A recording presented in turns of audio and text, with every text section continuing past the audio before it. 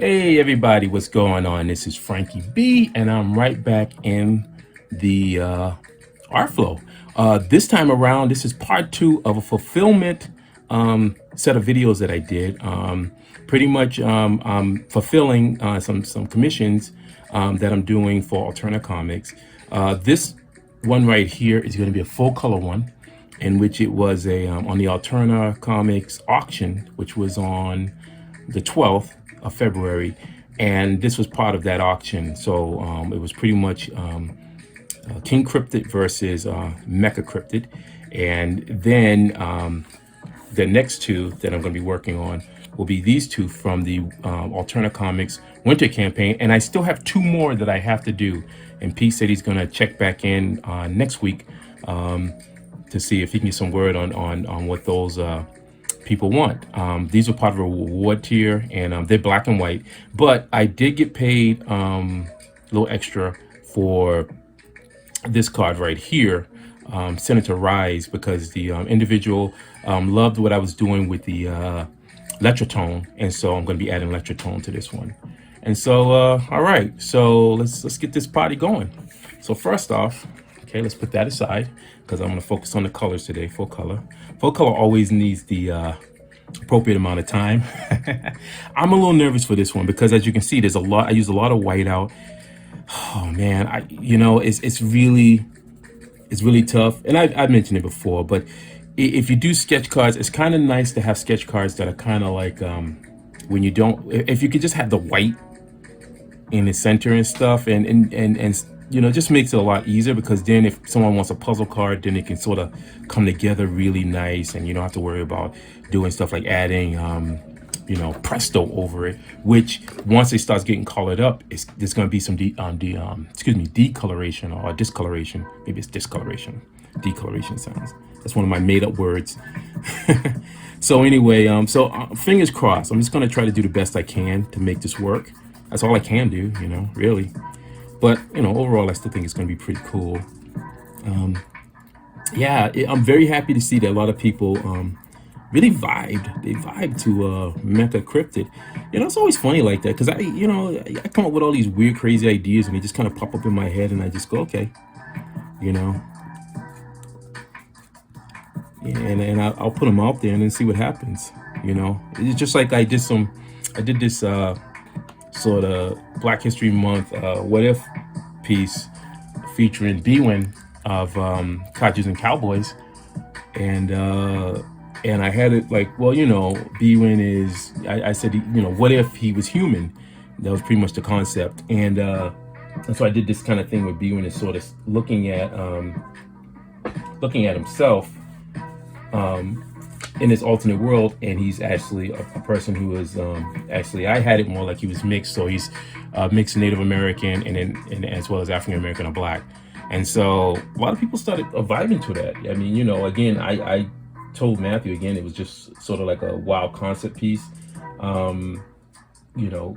don't know where it could go, but it's something where that down the line, if Codgers and Cowboys is received very well, hopefully by the fans, and we can, right now we pretty much have a 12-issue run with Second Sight Publishing, but you never know. If people really dig it and they like it, then we'll see. So anyway, okay, let's see what I gotta do. Gotta make sure I get the coloring for King Cryptid, black cape, here's gray fur, and then bone beige. All right, let's get this party going. So I've just hit it with my let me hit it again a little bit. Try to get as much as the excess graphite out. Try and true. I love my kneaded erasers. I've been using kneaded erasers since I was in art school, when I first found out about them. I used to use like the use the standard, these kind, and they had the other kind that were like the full block, I don't know, pink ones or whatever, and those are kind of good too, I suppose. But once I got into this using kneaded erasers, I was just like, boom, I never went back. So let's see what we can do here. All right, King Cryptid's fur is it's like a warm gray, so I'm gonna be using my customary Q-tips You know, it's so funny that I tend to use these a lot more, and then I end up getting the dyes and stuff, the ink dyes like that, and I just, because I used to do a lot of the Q-tips back in the day when I did advertising before the computers came in. It was like one of those wild techniques that I had learned, and I really enjoyed it. All right, it's gonna be that point where we're gonna see how it holds. You know,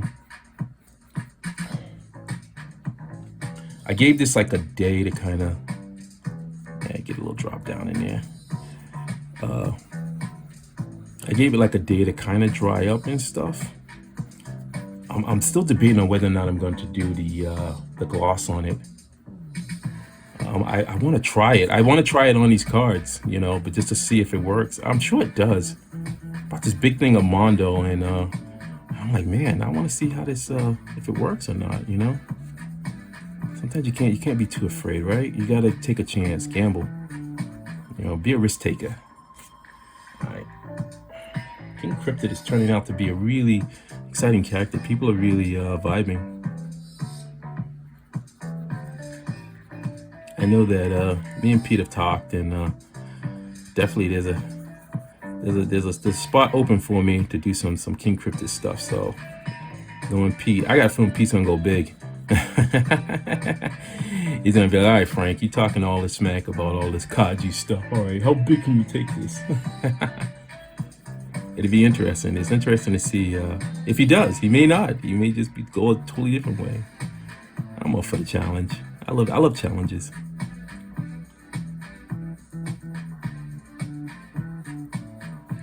All right, some jams going.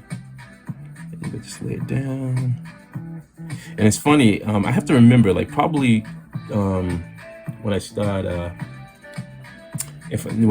I'll just say that when I start on the actual, comic book page and stuff like that, I gotta remember that it is his the shoulder thing and his crown. They're all bone. They're like a bone kind of thing. I tend to, and when I started drawing, I noticed I was like, oh man, dude, I gotta stop that. I draw it almost like it's metallic. I keep thinking that somehow it's metallic, and it's not metallic. And so I want to try to break that bad habit out of me. It's just you want to be mindful. I will say that I do enjoy adding back in the day when they did comic books back in the day, yeah, 70s and 80s and stuff like that. When they tried to do black, they would use like a dark blue, and so what blue is this? I want to say it's midnight blue. I feel like. Hold on a second. Let me just take a look. I'm using sky blue right here, and then I'll probably go over it again. But look at that. It gives a nice dark kind of blue just to pop it out. I mean, I could go with a gray, cool gray. But I don't know. See, again, I've been reading. I'm trying to finish up wrapping up the Invaders Volume 2. I have to admit, it kind of threw me because, unfortunately, Frank Robbins and Frank Springer did not work. On that, the part I'm at, and I mean the artwork wasn't that bad, but it's one of those things where it goes, you get to, because you're so into it. Because I love that work, so good, man. Frank Springer is one of those people you don't hear no one talking about him, man, and the work that he did. Him and Frank Springer, it's just sad, I always feel like, those they were amazing. His work has so much energy into it, and they would draw out scenes. It was no joke. All right, here we go. Looks like it's holding up pretty good.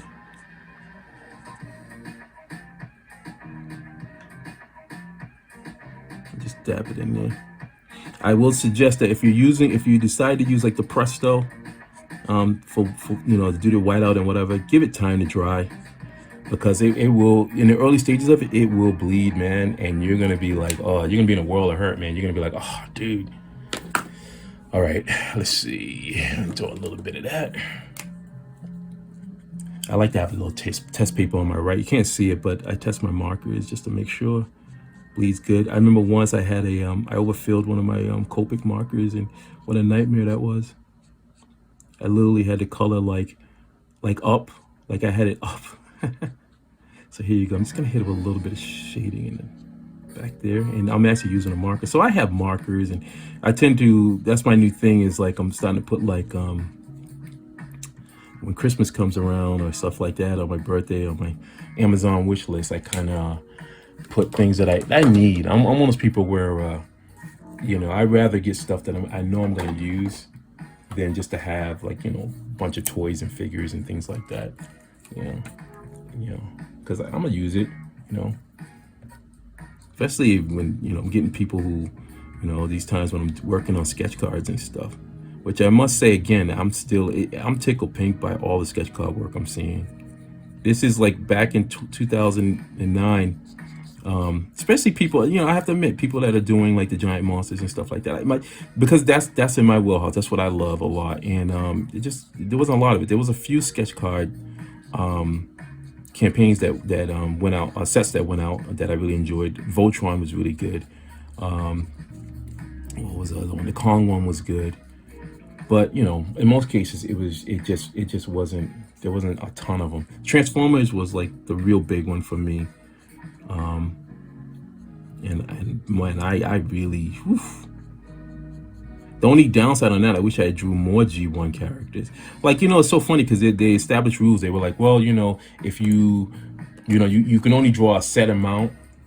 And then next thing you know, I start looking at what people are putting out, and I'm like, whoa, a second, you know, I followed the rules, and, you know, I'm seeing a lot of, you know, G1 stuff when, you know, there was originally stated that you only can put like the movie, you know, they had to be like a mixture of the movie at the time. I forgot which one it was. Maybe it was the first one. And then, and so kind of was like, oh, and by that point, God, I feel like I did like over 100 of those cards. Oh man, people were like, they snag. I don't know. I want to guess that there's some collectors out there that really have them. Yeah, that kind of put me on the map once mine came out. Because to me, I was drawing out full out scenes. I was like, man, and that's how I think when I look at sketch cards. I go, you know, I feel like you should be getting something that's like a full on like glimpse of, I don't know, like a scene. I'm in the frame of mind like Frazetta, where, you know, Frank Frazetta would put out stuff, and you know, you look at his artwork and it's like you feel like there's a scene going on, and you go, wow, what's happening here? All right, that looks good. I know the back of this is gonna be all pink, but I'm not gonna lift it yet. Going pretty good. All right, so hopefully I'll be able to get this out. So then show a little bit of explosion. Got some. The good thing about working with these Q-tips, I'm almost reaching out. So say it's like 15 months. Good thing about these Q-tips is that you can just sort of dab on it, so it doesn't have to be really abrasive. That was my point, but put a little bit of dabble that a little. Yeah, you can just kind of dab, and you don't have to be heavy-handed with it, you know. And I'm sure you can do that with the brush too, but this is, for me, it just kind of works, you know. All right. Well, let me just add that this is a mashup video, like all my previous videos, and you know, as usual, I do a little bit of talking, and then I transition over into hyperlapse. I just want to thank you again for just coming by, hanging out, and you know, checking out my channel. And if you comment, thank you so much. I really do appreciate that. If you share or tell other people about it, that's cool too. I really appreciate that as well. You know, it's just, you know, I always stress that this channel is more of just a portfolio. Think of me like if I was sitting on this, you know, street corner or whatever, with my portfolio of art laid out, and I'm just like, hey, what's up? And I just have it all out. And then you make the conscious decision and say, okay, I'm gonna go over there and check out what this cat's doing, you know. And you know, you check it out, and then, you know, you say what you're gonna say, and you say whatever, and then you move on or whatever, you know. Or you come back the next week and see if I still got more stuff coming out. You know, it's like, for me, I just look at it in that kind of frame of mind, and I like that, and I like sharing, and I'm hoping that, you know, if people who are interested in getting into art and just, you know, and trying to make a career out of it and whatever, that maybe this will help be an inspiration. There are other people online on YouTube and other places where you can look, and they do actual tutorials. I would suggest you Google and search for that as well if you want to learn some of the in and outs of the foundations of what it, of what it is to illustrate and do artwork and stuff like that, like composition, layout, and all that fun stuff. But my channel is more so for, hopefully to inspire. Like, you like it, look at it, and then say, oh man, maybe I can do this, and I know you can. That's funny part. I know you can. So with that said, keep that art flowing.